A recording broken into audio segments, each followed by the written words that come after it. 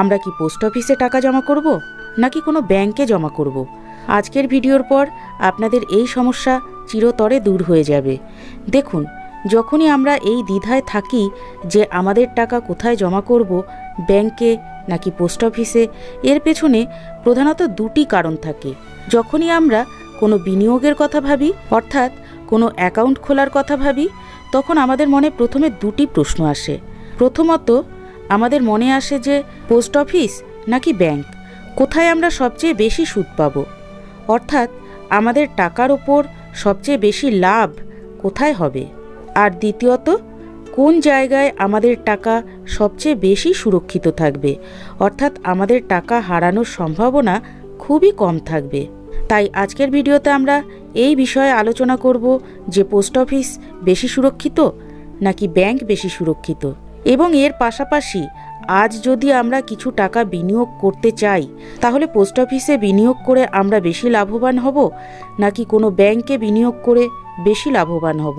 তাহলে চলুন জেনে নিই। কিন্তু তার আগে আপনার কাছে ছোট্ট একটা রিকোয়েস্ট, ভিডিওটা যদি গুরুত্বপূর্ণ মনে হয় তাহলে একটা লাইক করুন। আর আমাদের নিহারিকা ইউটিউব চ্যানেলটা যদি এখনও আপনি সাবস্ক্রাইব না করে থাকেন, তাহলে এখনই আমাদের চ্যানেলটা সাবস্ক্রাইব করে নিন। আমাদের টাকা ব্যাংকে জমা করা উচিত নাকি পোস্ট অফিসে? প্রথমত আমরা আলোচনা করি যে ব্যাংক বেশি সুরক্ষিত নাকি পোস্ট অফিস বেশি সুরক্ষিত। দেখুন, আপনারা কয়েক বছর আগে বহুবার সংবাদপত্রে দেখেছেন যে ইয়েস ব্যাংক ডুবে গেল, এবং সেই সময় আপনারা নিউজ চ্যানেলগুলিতে দেখেছেন যে যারা ইয়েস ব্যাংক বা ব্যাংক অফ মহারাষ্ট্রে অ্যাকাউন্ট খুলেছিলেন তাদের লম্বা লাইন লেগেছিল ব্যাংকের বাইরে টাকা তোলার জন্য, কিন্তু তারা টাকা পাচ্ছিলেন না। তাই তারা সুপ্রিম কোর্টে মামলা করেছিলেন যে আমাদের টাকা ফেরত দেওয়া হোক। কিন্তু সুপ্রিম কোর্ট এবং সরকারও স্পষ্ট করে জানিয়ে দিয়েছে যে যদি কোনো ব্যাংক ডুবে যায় তাহলে আপনার যত টাকাই জমা থাকুক না কেন, আপনি শুধুমাত্র ততটাই টাকা পাবেন যতটা আপনার টাকার বীমা করা আছে। অর্থাৎ সেই সময় কি ছিল, যার ব্যাংকে যত টাকাই জমা থাকুক না কেন, সেই সময় যদি কোনো ব্যাংক ডুবে যেত তাহলে আপনি শুধুমাত্র 1 লাখ টাকাই পেতেন। অর্থাৎ আপনার শুধুমাত্র 1 লাখ টাকার বীমা ছিল। অর্থাৎ সেই ব্যাংক যদি ডুবে যেত তাহলে সেই ব্যাংকের শুধুমাত্র 1 লাখ টাকা ফেরত দেওয়ার দায়বদ্ধতা ছিল। যখন ইয়েস ব্যাংক ডুবে যাচ্ছিল তখন সরকার এই সীমা 1 লাখ থেকে বাড়িয়ে 5 লাখ টাকা করে দিয়েছে। অর্থাৎ আজকের দিনে যদি কোনো ব্যাংক ডুবে যায় তাহলে আপনার অ্যাকাউন্টে 20 লাখ টাকা থাকলেও আপনি শুধুমাত্র 5 লাখ টাকা পর্যন্তই ফেরত পাবেন, কারণ আপনার বীমা শুধুমাত্র 5 লাখ টাকা পর্যন্তই আছে। এবং এই নিয়ম আরবিআই এর অধীনে থাকা সমস্ত ব্যাংকের ক্ষেত্রে প্রযোজ্য। অর্থাৎ আমাদের দেশে আরবিআই এর অধীনে যত ব্যাংক আছে সবার ক্ষেত্রেই এই নিয়ম প্রযোজ্য হবে যে আপনি 5 লাখ টাকা পর্যন্তই ফেরত পাবেন। অন্যদিকে যদি আমরা পোস্ট অফিসের কথা বলি, তাহলে পোস্ট অফিস আরবিআই এর অধীনে না এসে সরাসরি ভারত সরকারের অধীনে, তাই এখানে 5 লাখ টাকার নিয়মটি প্রযোজ্য হবে না। তাহলে পোস্ট অফিসে আমরা কত টাকা পাব? দেখুন, পোস্ট অফিস সরাসরি ভারত সরকারের অধীনে, তাই আপনি পোস্ট অফিসে যত টাকাই জমা করেছেন সেই সমস্ত টাকার গ্যারেন্টি ভারত সরকারের।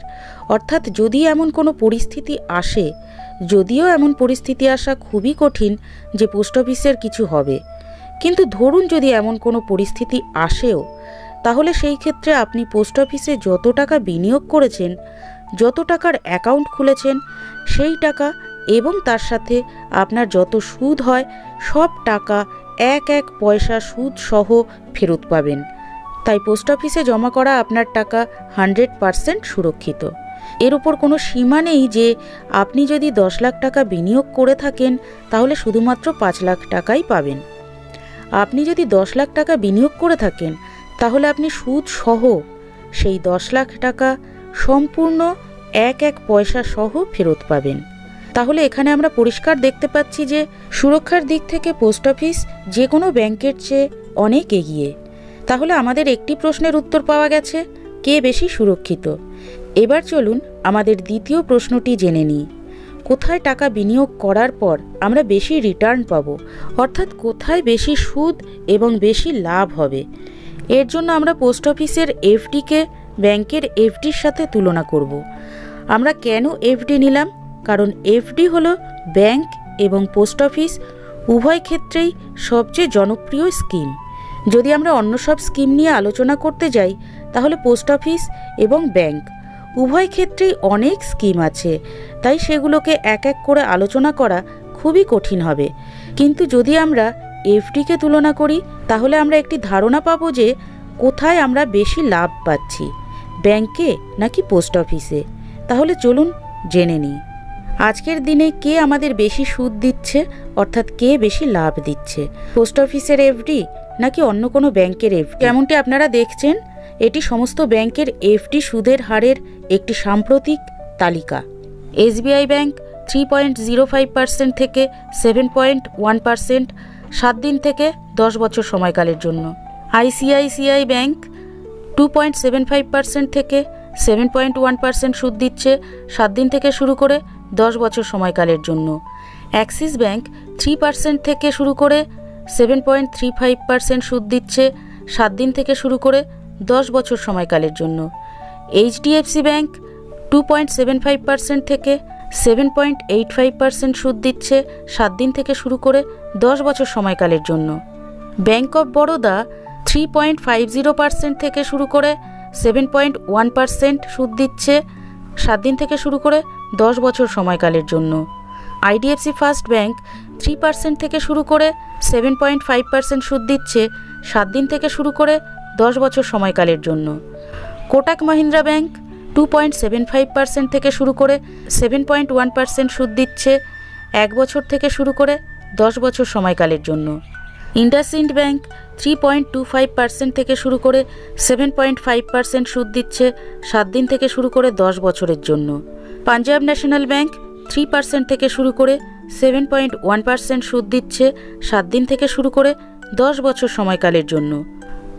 আইডিবিআই ব্যাংক 3% থেকে শুরু করে 7.05% সুদ দিচ্ছে 1 বছর থেকে শুরু করে 20 বছর সময়কালের জন্য। ইউনিয়ন ব্যাংক 3.4% থেকে শুরু করে 7.1% সুদ দিচ্ছে 7 দিন থেকে শুরু করে 10 বছর সময়কালের জন্য। আরবিএল ব্যাংক 3.5% থেকে শুরু করে 7.7% সুদ দিচ্ছে 7 দিন থেকে শুরু করে 10 বছরের জন্য। ইন্ডিয়ান ব্যাংক 2.8% থেকে শুরু করে 7.2% পর্যন্ত সুদ দিচ্ছে 7 দিন থেকে শুরু করে 10 বছর সময়কালের জন্য। এই সুদের হারগুলো যা আমরা এতক্ষণ আলোচনা করেছি তা সবই 10 বছর পর্যন্ত এফডির সুদের হার, অর্থাৎ যা আমরা সর্বোচ্চ সুদের হার পাচ্ছি। আসুন এটি পোস্ট অফিসের সাথে তুলনা করে দেখি যে পোস্ট অফিসের সুদের হার এর চেয়ে কম নাকি বেশি। যদি আমরা পোস্ট অফিসের এফডির কথা বলি তাহলে যেমনটি আপনারা জানেন, পোস্ট অফিসের 4 ধরনের এফডি হয়: 1 বছরের এফডি, 2 বছরের এফডি, 3 বছরের এফডি এবং 5 বছরের এফডি। পোস্ট অফিসে 4 বছরের এফডি হয় না। পোস্ট অফিসে 1 বছরের এফডির ওপর সুদের হার 6.8%। পোস্ট অফিসের 2 বছরের এফডির সুদের হার 6.9%। পোস্ট অফিসের 3 বছরের এফডির সুদের হার 7% এবং পোস্ট অফিসের 5 বছরের এফডির সুদের হার যা বর্তমানে চলছে তা 7.5%।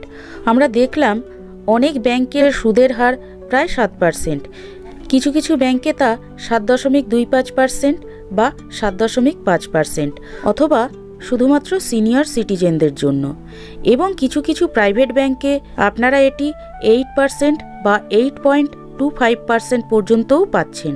তবে আমরা যখন প্রাইভেট সেক্টরের ব্যাংকগুলির দিকে যাই তখন আমাদের সামনে সুরক্ষার সমস্যাও চলে আসে।